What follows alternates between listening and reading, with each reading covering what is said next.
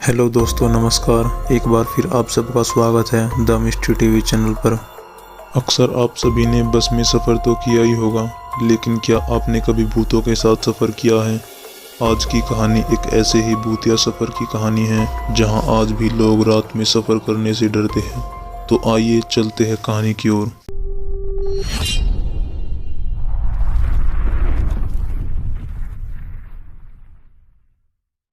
बात है 14 नवंबर 1995 की, जब चीन के बीजिंग शहर में देर रात को युआन बस टर्मिनल से एक बस निकलती है।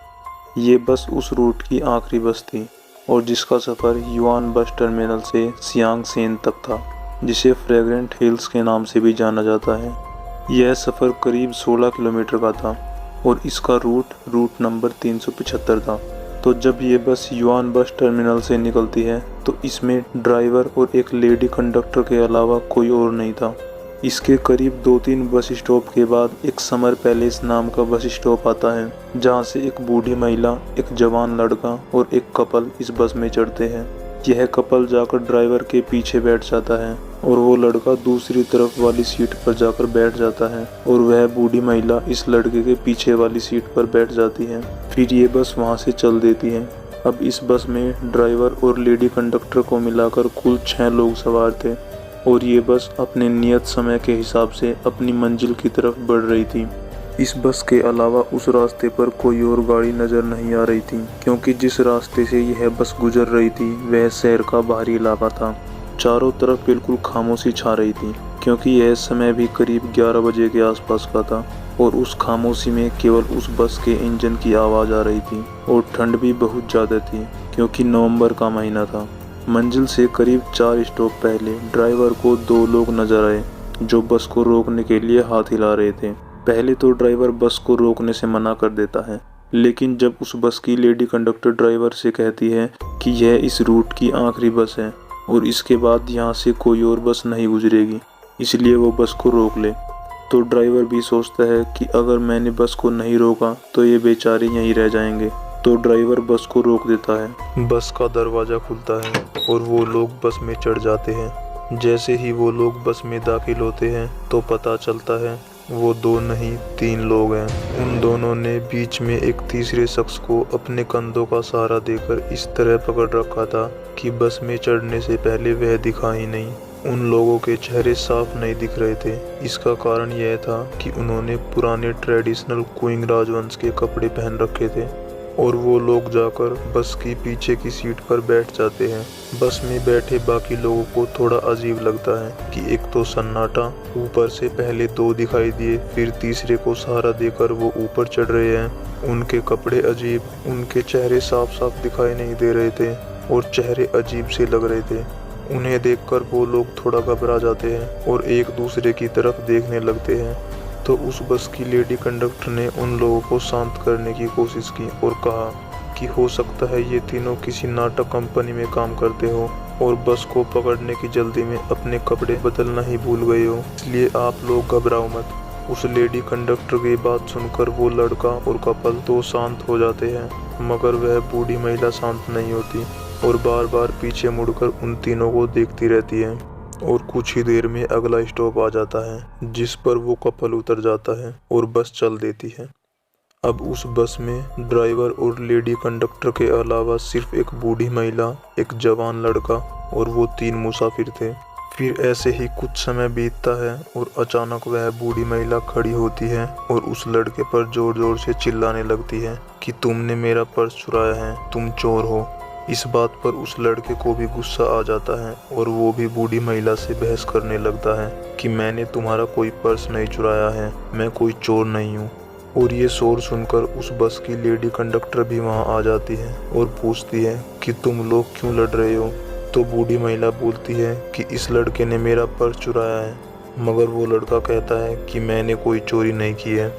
और धीरे धीरे झगड़ा ज़्यादा बढ़ जाता है और बूढ़ी महिला कहने लगती है कि अगले स्टॉप पर बस रोको, मुझे इस लड़के को पुलिस के हवाले करना है।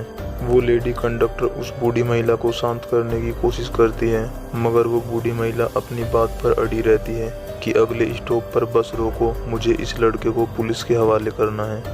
आखिरकार बस के ड्राइवर को भी इन पर गुस्सा आ जाता है और अगले स्टॉप पर वो बस को रोक देता है। जैसे ही बस रुकती है, वो बूढ़ी महिला उस लड़के का कॉलर पकड़कर खींच के बाहर लाती है और फिर वह बस वहाँ से चली जाती है। लड़का गुस्से में बोलता है कि यह आखिरी बस थी और आपने मुझे यहाँ उतार दिया। अब मैं अपने घर कैसे जाऊँगा, और यहाँ तो कोई पुलिस स्टेशन भी नहीं दिखाई दे रहा। तो बूढ़ी महिला कहती है कि मुझे तुम्हें किसी पुलिस स्टेशन नहीं ले जाना, मैंने तुम्हारी जान बचाई है। तो लड़का गुस्से में बोलता है, मुझे क्या हो रहा था, तुमने मेरी क्या जान बचाई है, और ऊपर से तुमने मुझ पर चोरी का इल्ज़ाम लगा दिया। उस बूढ़ी महिला ने कहा, मेरे पास कोई और रास्ता नहीं था, मुझे बस से उतरना था और बस से इस तरह उतरना था कि किसी को शक न हो, खास तौर पर उन 3 मुसाफिरों को। इसलिए मैंने ये चोरी का ड्रामा किया है। तुमने कोई चोरी नहीं की है, मुझे अपने साथ तुम्हें भी बस से उतारना था क्योंकि मुझे तुम्हारी भी जान बचानी थी। उस बूढ़ी महिला की बात सुनकर वो लड़का सोच में पड़ जाता है और बोलता है कि तुमने मेरी कैसे जान बचाई है। तो बूढ़ी महिला बोलती है कि तुम्हें वो 3 लोग याद है जो सबसे आखिर में चढ़े थे। तो लड़का कहता है, हाँ याद है, वो थोड़ा अजीब से थे। तो वो बोली, जब से वो बस में चढ़े थे तभी से मुझे कुछ अजीब लग रहा था, इसलिए मैं बार बार उन्हें पीछे मुड़कर देख रही थी।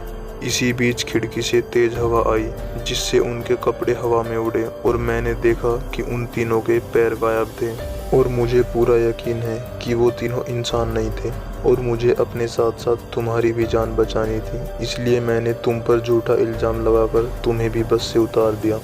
लेकिन लड़का विश्वास नहीं करता है और कहता है कि ये तुम्हारा कोई वहम है, ऐसा कुछ नहीं होता।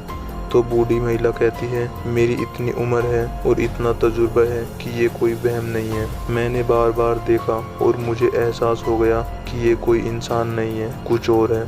इसके बाद वे दोनों पास के पुलिस स्टेशन में जाते हैं और उन 3 रहस्यमयी लोगों के बारे में पुलिस को बताते हैं। जब उस बूढ़ी महिला ने पुलिस को बताया कि उन तीनों के पैर नहीं थे, तो पुलिस को लगा कि वो मजाक कर रही है और ये उनका वहम होगा। तो पुलिस ने उन दोनों को अपने अपने घर भेज दिया।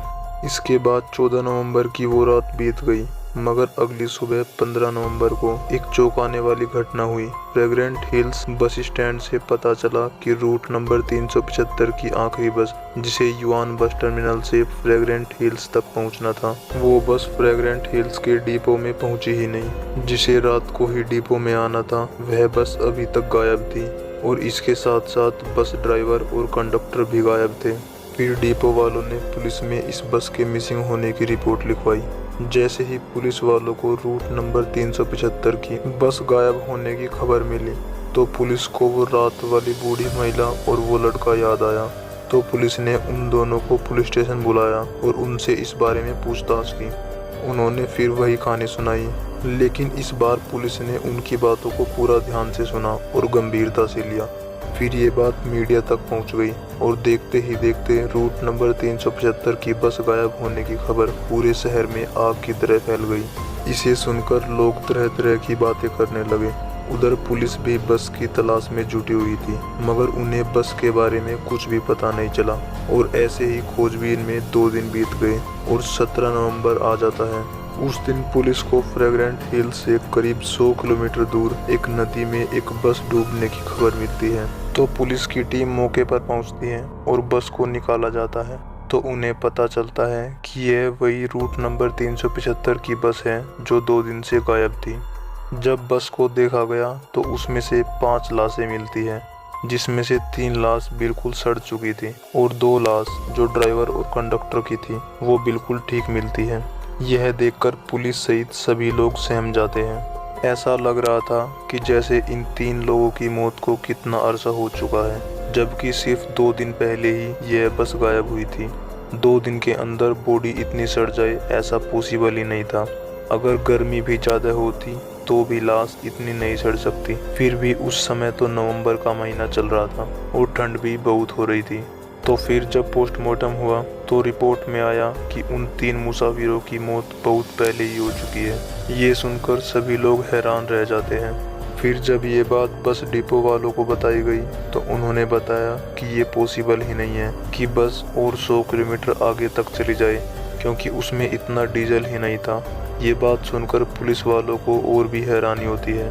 तो वे उस बस का फ्यूल टैंक चेक करते हैं जैसे ही पुलिस फ्यूल टैंक को खोलती है तो वह पूरा खून से भरा हुआ था।